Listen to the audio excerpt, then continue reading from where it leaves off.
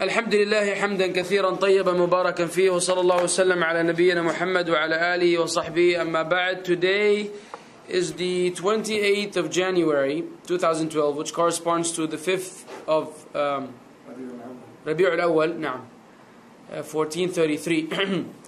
And we continue with our Aqeedah class. However, we will be beginning a new chapter. And the battery doesn't look very good here.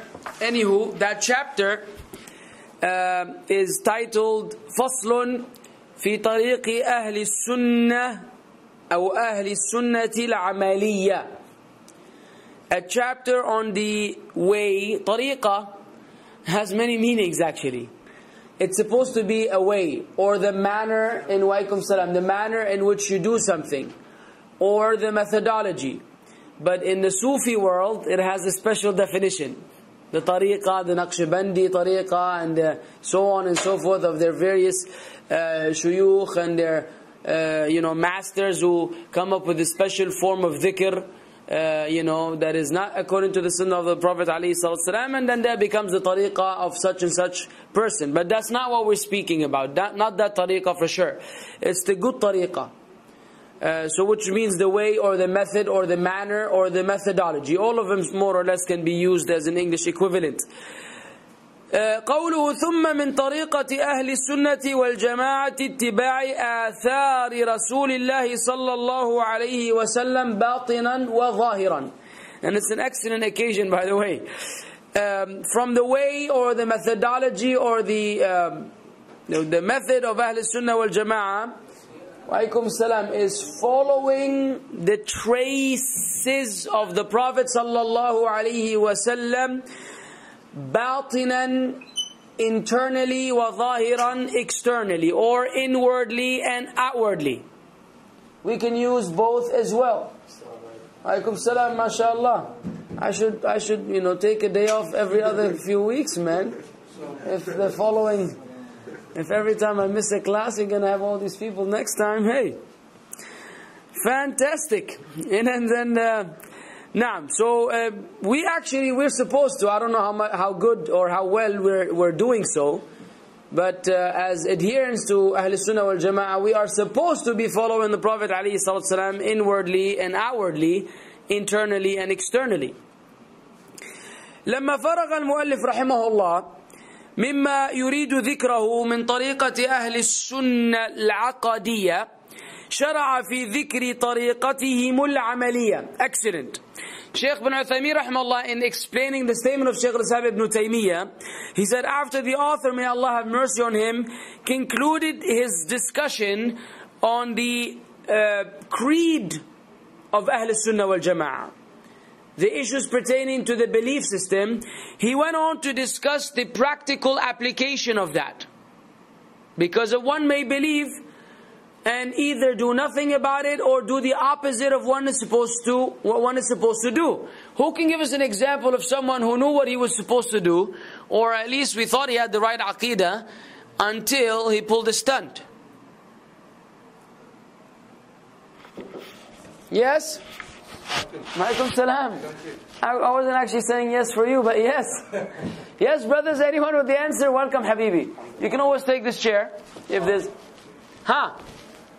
You can't think of anyone that you would think his aqidah was sound. He had the means to have sound aqidah, but he just wound up ruining everything. This Mirza Ghulam. used to be good, and he used to debate with the Christians, and then after that. I'm not referring to that, man. I'm referring way before that. Have you ever heard of Iblis? Come on, you guys. He's a household name.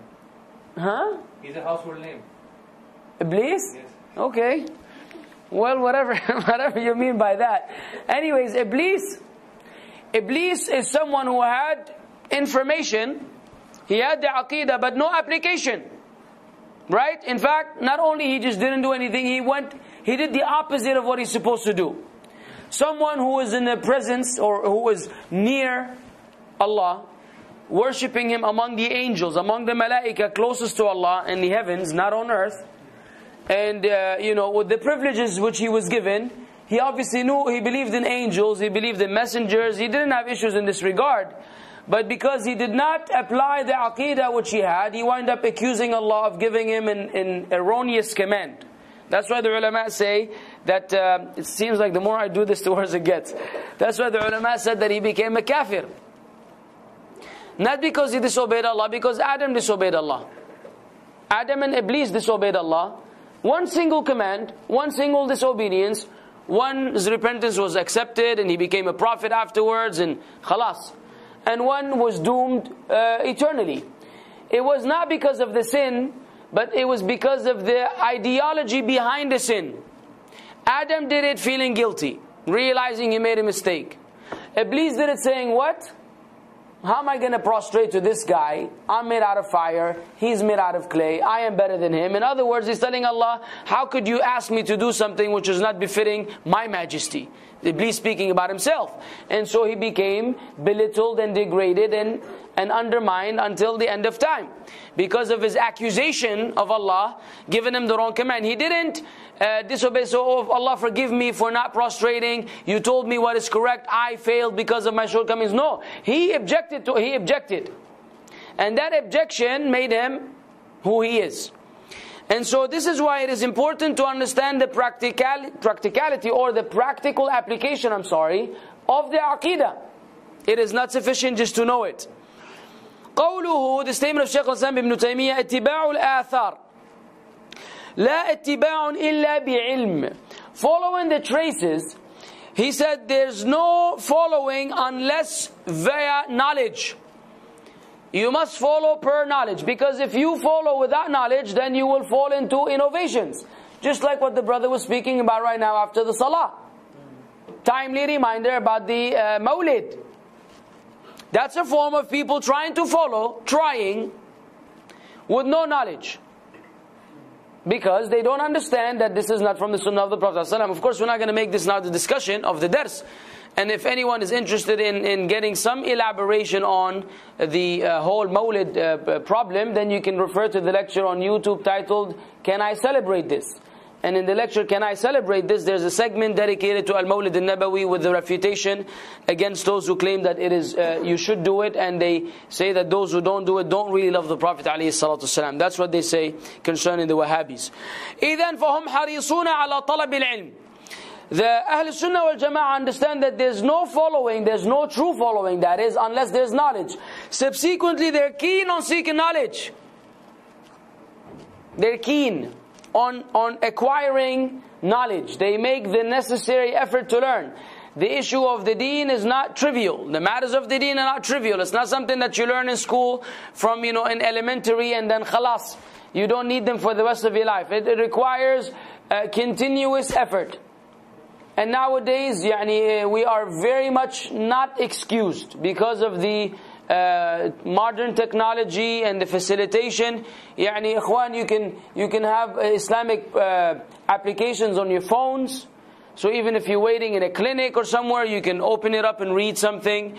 You can listen to MP3 files while driving. We're waiting for people, listening to lectures of the scholars and the ulama. Even if you're improving your Arabic, listen to ulama who speak Arabic and try to pick on what they're saying as much as you can. Pick up what they're saying, afwan. And so, it has become very easy. So if we're still not doing that, if you drive your car a good 45 minutes and you're just sitting in your car doing nothing, that's pretty bad in that sense. Because some people, if you're remembering Allah, Jazakallah khair. But some people, the only thing they do is cursing people out.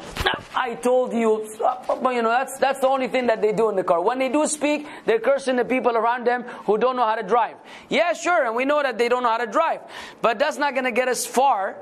So either you're remembering Allah, or you're revising what you've memorized of the Quran, or you're listening to a lecture, or the Aqeedatul Quran Kareem. The idea is, that is a very, very convenient time for you to learn.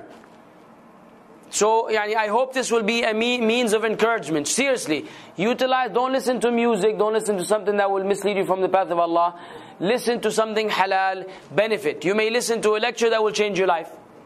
You may learn something that you will keep until the end of your life. Some part of knowledge which you will benefit from and teach your wife and children. You don't know where goodness is. You don't know. So that's why we try to exert and exhaust all effort so we can inshallah acquire some of that good knowledge.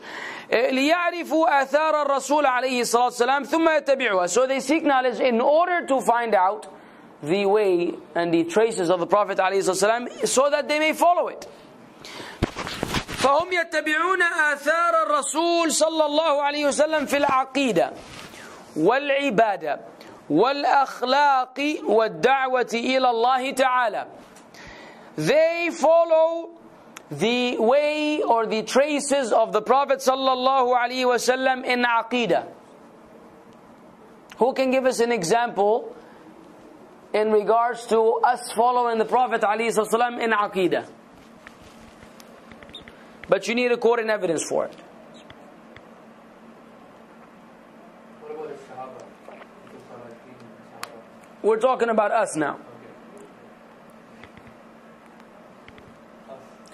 How can you say, I know that the Aqidah of the Prophet ﷺ was such, because the hadith says he did such, and I believe it because that's what I learned from the Prophet ﷺ based on the hadith. And the issue is that of Aqidah. That the Jibreel is coming and asking for the Prophet. Fine. And then he questioned back and Jibreel he said the truth. Fine. So you mean the pillars of Islam, the pillars of Iman, the pillars of Ihsan, and the Alamatul Sa'a. Beautiful. How about something in regards to the names and attributes of Allah? Which is what this whole book is about.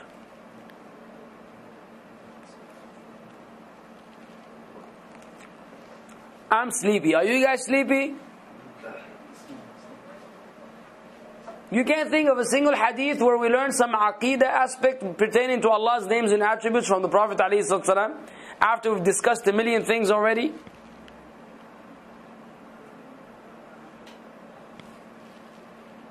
The battery is already suffering. Yes, sir. There's one woman who asked, where is Allah? Thank you, sir. Thank you. That's what I was looking for. He told the slave girl, Ayn Allah? Where's Allah? And so she pointed up towards the heavens and she said, Fis sama, up. In the state of transcendence, Allah is above. And he acknowledged and approved that, and he said she was a believer. You learned that aqidah, so now you can ask, where's Allah? First you can ask, where's Allah? Then you can believe what the Prophet ﷺ approved when that girl gave him an answer, which is the fact that Allah is fis sama'i, in the state of being above the creation.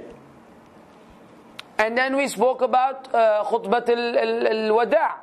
So Hajjat al-wada', the farewell pilgrimage. And after he conveyed, he said, Ala hal ballagh, did I not convey? They said, yes. Qala Allahumma ashhad. Oh Allah, bear witness that they're saying, I conveyed the message. Did we not learn that as well? Does he not say in sujood, Subhana Rabbi al-A'la? All of these are evidences of aqidah. The Prophet ﷺ is saying, glory be to Allah. How perfect is Allah the Most High. So we believe Allah is the Most High because the Messenger of Allah taught us in his aqidah, in the aqidah, that Allah was above, the Most High. See what I mean? طيب. Wal-ibadah. What does ibadah mean?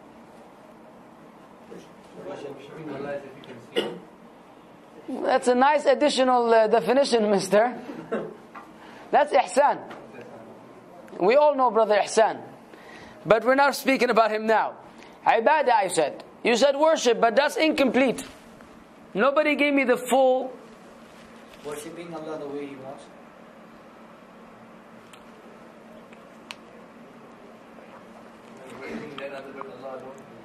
The way He deserved. To be obedient to Allah, to be sincere to Allah, and to be faithful to Allah. طيب, give me a comprehensive word that summarizes that. To be the slave of Allah. Yes. Worship is servitude and, ibadah is servitude in worship. Because worship sometimes is this a right. Like salah, that's worship. Siyam, that's worship. Servitude is, you may be at a time when you're not doing an act of worship, but you're still a slave of Allah. You're still abd. You still, adhere to the natural law which Allah created. You still follow, because there are things which are not categorized as ibadah per se, meaning the worship which is understood in English as people going to church on Sunday. That's their worship. So we're not like that, where our worship is restricted to physical locations. No, you worship Allah as in you enslave yourselves to Allah around the clock, anywhere, anytime, in any situation. So it's actually more than that. Who can give us an example of ibadah? Following the Prophet ﷺ in ibadah with the dalil. Salam. Aywa. Pray as you see me praying. Pray as, I have to correct English now, yes? Pray as you saw me praying. There you go. That's a nice one. You have two options, by the way. You can use the past simple or the present perfect. You can say, have seen me, or as you saw me pray. But did we see him pray? So, how is that?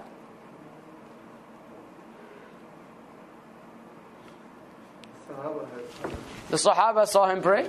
Okay. And they conveyed that to us? No? That's what, they conveyed it to us, we followed them. Yeah, am I that scary, man? What's going on here?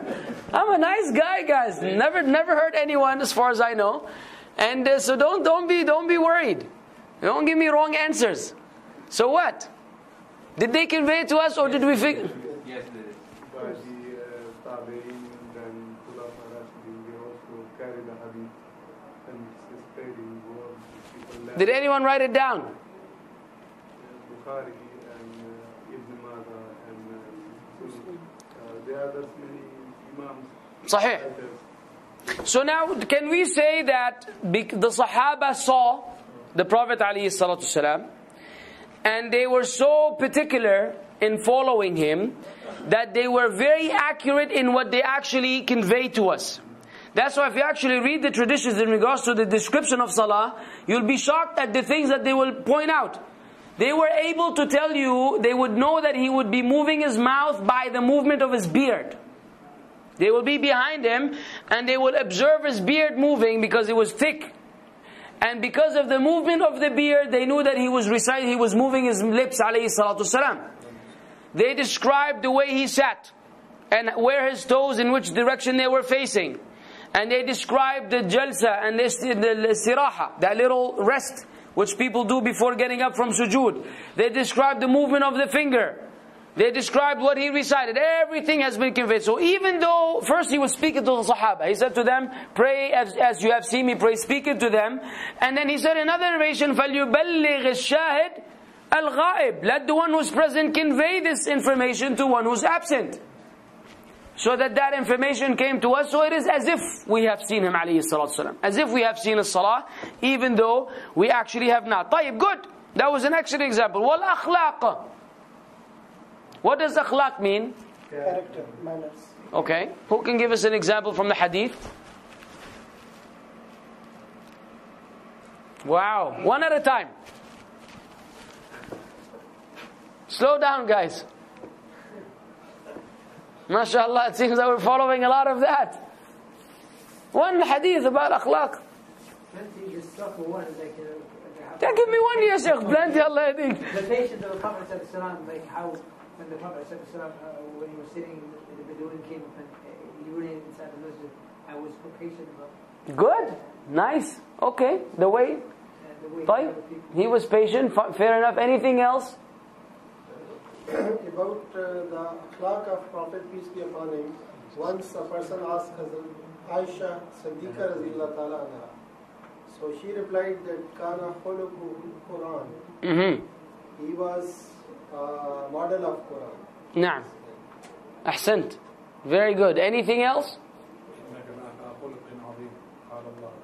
طيب, again, but we want practical examples.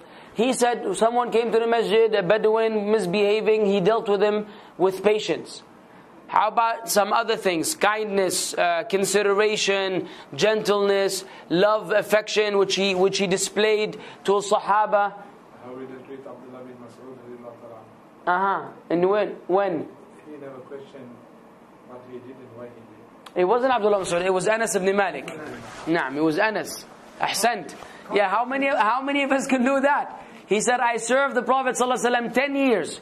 He never told me about something which I did, why did you do it? And he never told me about something which I didn't do, why didn't you do it? And all day we're telling people, why did you do this and why didn't you do that, right? It's like we're doing exactly the opposite. Of course the situation may have been a little different. At times if you're a teacher, if you want to apply this as a teacher, they're going to fire you the next day.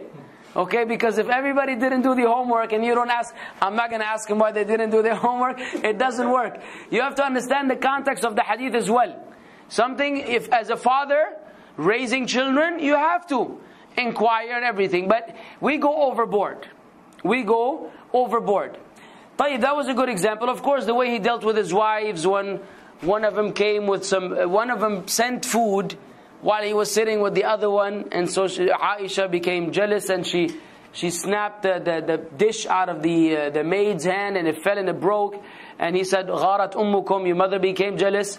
You know, one of his wives broke the dish that another one sent while he's in her presence. So it's like, what is this capital offense? How do you send food while he's in my house, you know? So she became upset and she hit the servant, and the servant dropped the dish and the dish broke.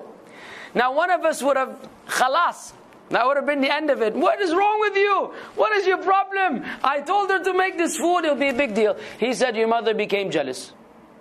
Okay, take it easy guys. He understood she became jealous, and he went and said, bring another plate. He said, this plate is for the one you broke. Okay, so give him back the plate which you broke. End of story. Now, even if you don't have two wives, we don't even do this.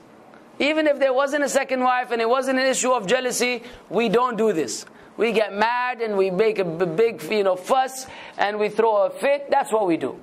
So this is how you can tell where we are in regards to the akhlaq. Even though, and amazingly, he said, the Prophet ﷺ, that a person will reach through his good character what the one who fasts all day and prays all night would reach. Yani, someone could fast every day, all day, and pray every night, all night. And one who does not do any of that, but he's just a nice guy, he will be able to acquire the goodness of the one who prays all day and all night and fasts all day. So Allah made it. That's why the good khuluq is a short. He said, the closest people to me in Jannah, the closest people to the Prophet ﷺ will be the ones with the best character. So that's something we need to work on. Right? If you're not doing that good in your nawafil, and you don't pray, often nawafil or qiyamul layl or voluntary fast, let's be nice. Now, of course, being nice does not mean that you don't become mean at times if the situation requires it. Okay, you can be passive sometimes. Being passive is not always being nice. But the best of your ability, you try to stay on the nice side, and sometimes you have to be a little rough with those who deserve roughness. Okay? But generally speaking, we should try to be as sweet as we can. وَالدَّعْوَةِ إِلَى اللَّهِ تَعَالَى. And da'wah. What is da'wah? Inviting people to the path of Islam. Okay, inviting, propagation, the spreading of Islam. Who can give us an example in following the Prophet ﷺ in da'wah? Abu Bakr, when he took Shahada, the next day he gave da'wah to some Sahaba and Islam. Tayyib, but that's not what I'm looking for. Okay. We're talking about a hadith about how the Prophet ﷺ dealt in a da'wah situation, which we can learn and apply. The one you gave applies both ways, by the way. It applies to patience and it applies how to give da'wah to a Bedouin. Sahih? Someone who's rough. Islam should invite the people with the wisdom. Okay, there you go. What does wisdom mean? Polite way or what? According to Quran and Sunnah. That's wisdom? طيب. طب the Quran says قُلْ يَا أَيُّهَا الْكَافِرُونَ لَا أَعْبُدُ مَا تَعْبُدُونَ. So you're going to bring all these Christians lectures, say, okay, all of you disbelievers, bunch of kuffar, I don't worship what you worship. You don't worship what I worship. You have your religion, I have mine. Peace. And you leave. This is not wisdom now. Well, you said Quran and Sunnah. This is the Quran, ya akhi. The Quran, Qul ya al-kafirun at the says, I don't believe what you worship. You don't worship what I worship. At the end, you have your religion, I have mine. And you have to leave afterwards. Khalas. That is finally we are unable to convince them, we can change this thing. Wallah, mashallah, tabarakallah. The new mufti of the Mamlaka, Jama'at al-Khair. If you cannot find Abdul Aziz al-Sheikh, Fadil al-Sheikh Ibrahim. Wisdom, what? Nobody knows what wisdom is right now? It's the application of everything. Okay. How about putting things where they belong? Opposite of dhulm, actually. Whoa. Whoa. Technically, right? Well, you guys today, man, I'm telling you, we should cancel this class. Everybody go home, take a nice shower, you know. We'll meet, you know, in a couple of weeks when everybody's mind is back on point. What does dhulm, adil and dhulm? Maybe these are antonyms, but wisdom and dhulm are not. They usually are not. I mean, of course, in a sense, yes, Yeah. I know. If you're really going deep, you can pull something, I know. But we're looking for simplified stuff. Wisdom is putting things, saying the right thing to the right person at the right time. The right thing, that's it. The best of faith. Yeah, because sometimes, not just Quran and Sunnah, because sometimes the right thing is not to quote this particular ayah in the Quran, but to quote that other one. Or it's not okay to quote that hadith, but to quote that other one. So wisdom is actually how you're going to quote according to the situation. How you're going to deal with the situation. You may not even quote Quran and Sunnah. Hikmah may be that you make a move in da'wah without even opening your mouth. But that's still wisdom. So who can give us an evidence from the Quran that you need to have wisdom in da'wah? Surah Nahl, verse 20. Mr. Zakir Naik, yes sir. ادعو إلى سبيل ربك بالحكمة والموعظة الحسنة. وكمل آية. Continue. وجادلهم بالتي هي أحسن. أحسنت. جزاك الله خير. Call unto the way of your Lord with hikmah. So it's a command from Allah subhanahu wa ta'ala. Don't be upset, huh? Anyways. So these were examples of aqidah. Ibadah, of course we can give more, but we're not going to spend the whole class doing this. والأخلاق والدعوة إلى الله تعالى يدعون عباد الله إلى شريعة الله في كل مناسبة. Wonderful. The way the people of who follow the Prophet عليه الصلاة والسلام in the practical application, look at this. They invite the slaves of Allah to the legislation of Allah on every occasion. Anytime they're given a chance to give da'wah, they do so. And sometimes not speaking is a form of da'wah. For example, let's give you a practical example of what I'm talking about. Because if you're not out there in the field, people don't understand. Unless you are involved in da'wah, there are some things which will remain to be theoretical until you're there. And once you're there, you will see that there's a huge, vast difference between theory and application. So this event which I told you about with these Koreans, okay? So we have this huge crowd of people, Egyptian Saudis, Middle Easterns, all kinds of people. And these four or five Koreans. They brought them into this big istiraha, and they want me to give them da'wah. And we get all these people. And so they didn't really calculate things very well. They said, okay, this big sheikh, why don't you give a little talk? Walaikum salam, marhaban, welcome back, akhi. Kif halak? He said, let the sheikh give a big talk. And then you translate. I said, fine. Let him talk about something, and I will translate. He started speaking about jihad, and fighting fi sabilillah, and he did beat your children if they don't pray at the age of 10. All kinds of things which if I were to translate to these non-Muslims, they're just not going to get it. It's beyond their ability. So here we have it, said, okay, this is not good. So instead of giving, even I said, you know what, I'm going to take a broad point and expound and go off the topic. Instead of giving me the mic, they said, okay, each one introduce yourself. There's a room of 80 to 100 people. Everybody grabbed the mic, and especially the old men. Alhamdulillah, sallallahu alaihi wasallam, Muhammad, ana marra, mabsoot. And he gave us a 10-minute lecture. I'm happy I'm here. And where's the food? Why haven't you brought the food? And wallah, these gatherings remind me of back in the day. And everybody's sitting there waiting, man, this mic is going to go all the way around these people until it comes to me again. And these Koreans have no idea what's going on. All these people speaking Arabic. And so finally, it was just almost Maghrib, the mic came around, I'm trying to fix all these problems now. Had to apologize to the guys and say, listen, sorry, the people are just, being themselves, and try to fix the situation. And khalas, I gave a little talk to kind of make him smile. I cracked a few jokes to make him feel comfortable and that they belong in the whole thing. And khalas. Now afterwards, they say, come, we want you to sit with them. Come, we want you to sit with them. No. I said, brother, it doesn't work this way. They're sitting there having dinner. They moved, one of them made him go, and they sit in his place, sit between them. It is not wise. This is not how you give da'wah. You don't push on people, push on. This is the da'i, keep talking to them. They're going to say, man, get this guy out of my face. And you don't want to be in a situation where the one you're inviting is like, just leave me alone. I'm meeting you for the first time. Can I eat my dinner? So the people get excited. They don't have wisdom in da'wah. And so they haven't really tried it. They just know these are kuffar. This is the one who's supposed to bring him to Islam. You go and get them. It's like I'm spearfishing. And this is my target. So I have to tell him, guys, relax. Okay?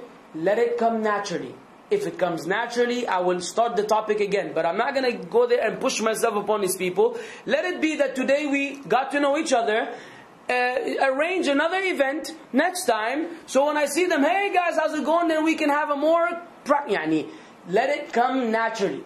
So sometimes this is, I'm not saying I'm wise, but I'm telling you, wisdom entails sometimes that you back off. And you don't push the people away, because next time they see you, they will say, oh, this guy again. And they will get in the car and go. And so that's really not nice for me, nor is it nice for them, nor is it nice for you. You don't want to be felt, you don't want the people to feel this way about you. Maybe you feel this way about me already. على كل حال. نعم وكلما اقتضت الحكمة أن يدعو إلى الله دعوا إلى الله. So every time wisdom, notice the statements of the Shaykh, very wise. Every time wisdom entails or allows calling to Allah, they call to Allah. So he made it according to wisdom, which is just what I told you right now. ولكنهم لا يخبطون خبط عشواء. يعني, how do I translate this? You know خبط عشواء, what it means? Okay. Like, let's say someone is blindfolded. Okay, they put something around his eyes he can't see, in a very dark place, and they told him that there are snakes, and you can't see. There are snakes, and all of a sudden he felt something, down his feet. What is going to happen to this person? He's going to freak out and start running like a maniac. Gonna crash into things. He may crash into the wall, crash into a bookshelf. He will go berserk, because he feels he's fearing something he can't see. This is khabt ashwa. The people who give da'wah, he's saying they're not out there running around without any guidance, without any light which they follow. They're not just trying to throw things out there, as some may do. وَإِنَّمَا يَدْعُونَ بِالْحِكْمَةِ. Rather, they invite with wisdom.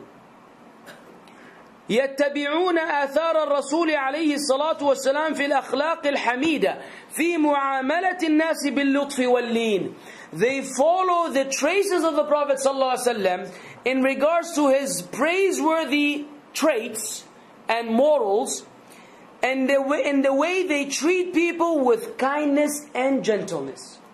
Specifically, when it comes to a new Muslim or a non-Muslim, a non-Muslim who's not fighting you, who's not disrespecting the deen or the Prophet ﷺ, these ones you have to be as gentle as you can with them when you are giving them da'wah. وَتَنْزِيلُ كُلِّ إِنسَانٍ مَنْزِلَتَهُ. And that you place each person in the position which he should be at. Yani, you categorize people and you treat them accordingly. You don't treat people the same. So there is a distinction in the way like the leader of a tribe is not like the peasant. And even the Prophet ﷺ did not treat them equally. He actually made certain distinction in treatment to particular individuals that were leader among the tribes. Like when Abu Sufyan embraced Islam, he gave him that status he had before. He said anyone who goes to his home, he is protected. He maintained some of those who came into Islam who had this kind of, prestige among their people. He allowed them to bring it and he gave them a treatment accordingly, unless they themselves gave it up. So this is okay. That if you get an ambassador, like let's say you get an ambassador of some country coming to visit the Dawah Center, you will have a special arrangement for him.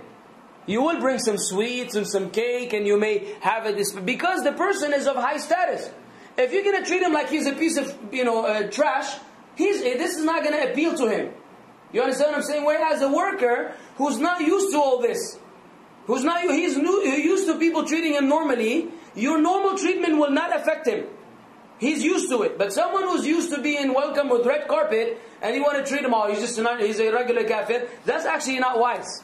Don't misunderstand. You understand what I'm saying? Because some people think that this is because he's American or because he's Filipino. No, it's not about American Filipino. It's about the status. The president of the Philippines is not like the farmer in America. When that one comes, you will treat him like a farmer, and when that one comes, you'll treat him like a president. Forget about the nationality. But you have to make that distinction between the people and treat them accordingly, without going overboard, of course. And you have to remain within the limits of the Sunnah. وَيَتَّبِعُونَهُ أَيْضًا فِي أَخْلَاقِهِ مَعَ أَهْلِهِ. They also follow the Prophet ﷺ in his character with his wives and his family. This is where we failed dramatically and drastically. فَتَجِدُهُمْ يَحْرِصُونَ عَلَى أَنْ يَكُونُوا أَحْسَنَ النَّاسِ لِأَهْلِهِمْ. You find that they're keen on being the best people to their families. Those who truly follow the Prophet ﷺ, they try to be the best people to their families. لأن النبي صلى الله عليه وسلم يقول خيركم خيركم لأهله وأنا خيركم لأهلي. Because the Prophet ﷺ said, the best of you are those who treat their family the best, and I treat my family the best. عليه الصلاة والسلام. He is telling us with the favor of Allah. وَأَمَّا بِنِعْمَةِ رَبِّكَ فَحَدِّثْ. This is the favor of Allah upon him, and we are supposed to follow him. He's telling us that I am actually the best in treating my family, so follow my way and be the best in treating yours.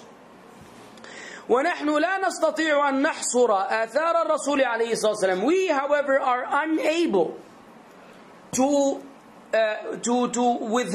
enumerate. Nahsar is like to be able to count with an exact figure. We cannot enumerate the traces of the Prophet ﷺ. ولكن نقول على سبيل الإجمال. However, we say in a general sense, في العقيدة والعبادة والخلق والدعوة. We say in the terms of, in regards to aqidah, in regards to which is creed or said or belief, ibadah, servitude and worship, khuluq, which is character and traits and behavior and conduct, والدعوة, propagation and invitation to Islam. في العبادة لا يتشددون ولا يتهاونون ويتبعون ما هو أفضل. In regards to ibadah, they are neither extreme nor are they lenient, rather they follow that which is best. وربما يشتغلون عن العبادة بمعاملة الخلق للمصلحة. And perhaps they will preoccupy themselves with issues pertaining to good character over ibadah. كما كان الرسول عليه الصلاة والسلام يأتيه الوفود يشغلونه عن الصلاة في الأقضية فيما بعد. Like at times different delegations would come to the Prophet ﷺ, and he will be busy welcoming them, so that he will actually be distracted from the salah, and then he will pray when he's given a chance, as means of giving these people who have arrived a particular right and a particular respect as guests who are coming to the Prophet ﷺ.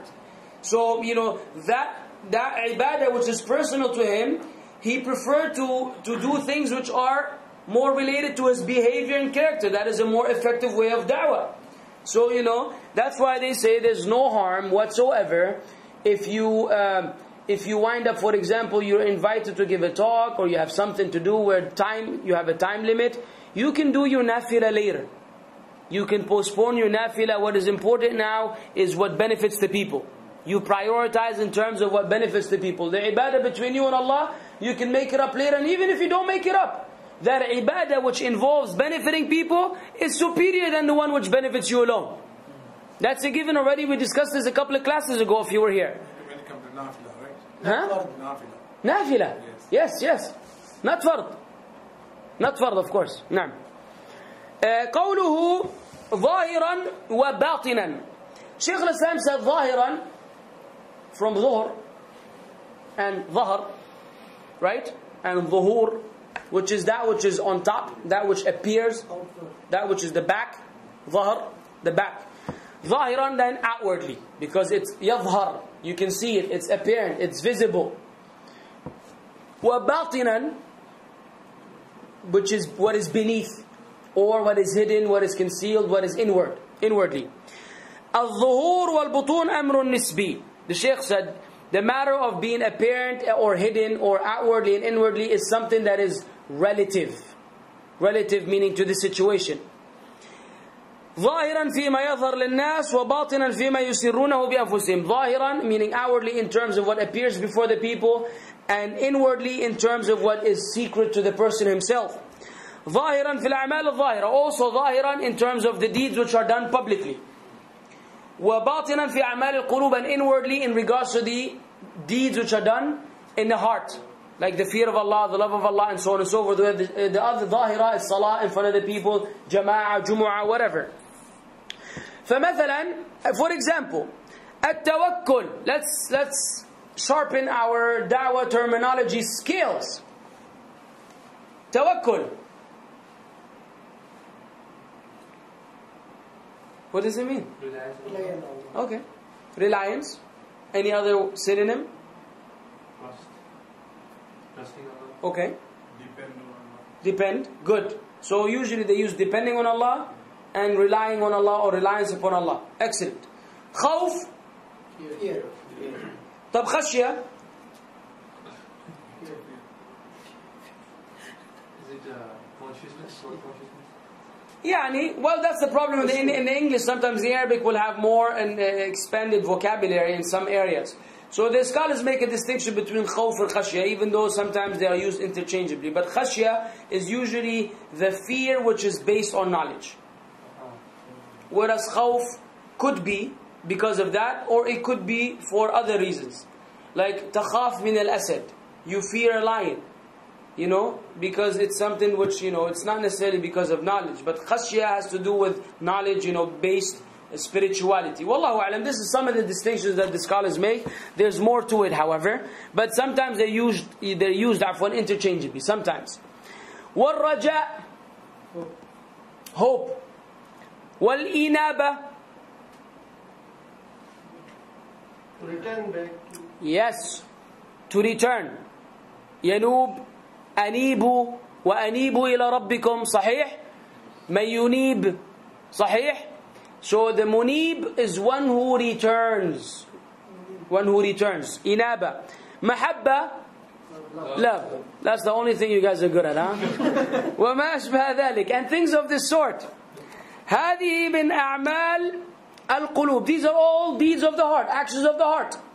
يقومون بها على الوجه المطلوب. These people who follow the Prophet ﷺ strictly, they fulfill them and they establish them in the manner which is expected, in the manner which is demanded. والصلاة, the salah, فيها القيام والقعود والركوع والسجود والصدقة والحج والصيام. Salah has qiyam in it, standing, qu'ud, sitting, ruku', bowing, sujood, prostrating, wasadaqah, charity, والحج والصيام, all these other acts of worship. وهذه من أعمال الجوارح فهي ظاهرة. These are the deeds of the limbs, and they are external, they are outwardly. Good. ثم أعلم أن آثار الرسول عليه الصلاة والسلام تنقسم إلى 3 أقسام أو أكثر. Then know that the traces or the evidences that are referred back to the Prophet ﷺ, or the traditions actually, are divided into 3 categories or more.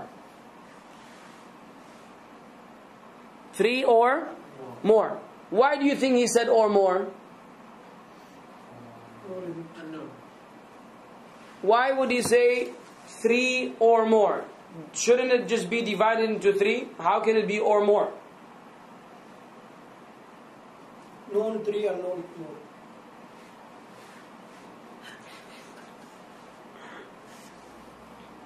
Yes? Think about it, guys. I don't know either. But I want you to think. Let's think. Why would a sheikh say, usually say, Tawheed is 3 categories. Rububiyyah, Uluhiyyah, Asma' and Sifat. طيب, we're used to this kind of conclusive division. Now he's saying it's divided into 3 or more. Why would he say or more? Subcategories? Okay. For better explanation. If we categorize it more, then we can understand better. Okay. Could it be that the scholars have differed? According to some it's 3, according to others it's more. So that would be probably it.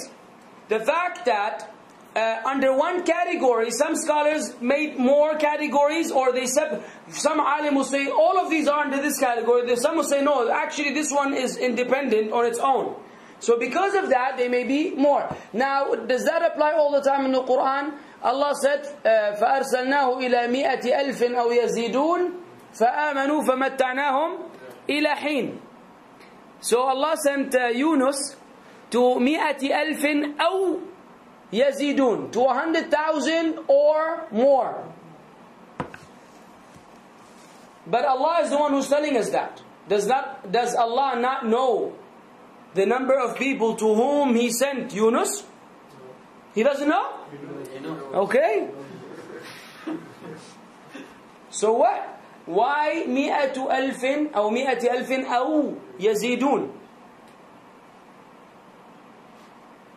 Because historians may differ. Historian may differ. That's a good one. No, the scholars say here, أو sometimes means wow. And. Meaning we send him to 100,000 and more. Yani 100 plus. 100,000 plus. So that's why you have to refer back to the statements of the ulama in terms of how they, understand the conjunction and here. Or. It's supposed to be or. Aw means or. But here means and. So that's why it was more than 100,000. It's not like Allah is doubting how many He sent into. Allah Azza wa Jal knows already. Anyways, that's besides the topic. على كل حال, let's see what the Shaykh said. أولا ما فعله على سبيل التعبد. Whatever the Prophet sallallahu alaihi wasallam did in a manner of worshipping Allah or enslaving himself before Allah. فهذا لا شك أننا مأمورون باتباعه. This, there's no doubt that we are commanded to follow him. صحيح? Anything which he did as means of worshipping Allah and enslaving himself to Allah, isn't it something that is binding on us to follow? Or optional? Give me a dalil. And don't read it from the book if you have the book. Give me a dalil that you have to follow him. He is the best example. Wallah. That's not a dalil, man. That's an English sentence. What I mean by dalil, FYI, is a hadith or an ayah from the Quran. Hey. Okay, أطيع الله وأطيع الرسول. There's another ayah where Allah says, if you love me, then follow Muhammad sallallahu alaihi wasallam. طيب. Allah will love you. قل إن كنتم تحبون الله فاتبعوني يحببكم الله. Surah Al-Imran, ayah 31. I'm not ذاكرنا it. But that's the only one I know. Or one of the few actually. طب how about the one that the Shaykh quoted, لقد كان لكم في رسول الله أسوة حسنة عليه الصلاة والسلام. طيب. فكل you verily in the messenger of Allah you have the most excellent example. فكل شيء لا يظهر فيه أنه فعله تأثرا بعادة أو بمقتضى جبلة وفطرة أو حصل اتفاقا فإنه على سبيل التعبد ونحن مأمورون به. Very important definition, guys, because this is where we'll fall into the issue of the tupi or whatever that thing is called, the kufi and the taqiyya, and the issue of your hair, growing your hair long, like some of the shabab, you see him from the back, you think he's a woman, and then you look at him and it's a man, and he says the Messenger of Allah had long hair. And he failed to imitate him in everything except the hair. And the hair doesn't even look like that of the Messenger of Allah. So these issues of hair, dress code, the sandals he wore, where do they go? So that's why it's important to understand what is about to come. Mashi? For now, the Shaykh said, so anything which does not appear, which appears that he had done so out of ibadah, as means of getting closer to Allah, not because he was influenced by some tradition among the Arabs, Rahmukallah, nor because of something which was natural in him, nor because of fitrah, natural disposition, or something which happened by coincidence, in this sense, a decree of Allah. But we know it's ibadah, then we are commanded to follow him. Because we will see that there are some things which were according to the culture, and there are some things which are according to the situation, and they were not necessarily things which he did as means of worshipping Allah or getting closer to him. Ala kulli hal, I will leave you excited inshallah for the rest of the material in regards to that, and so we can understand this distinction, and maybe we'll have an answer for some of these issues that the people have in the future. وآخر دعوانا الحمد لله رب العالمين وصلى الله وسلم على نبينا محمد. A few announcements before you hit the road. بارك الله فيكم. But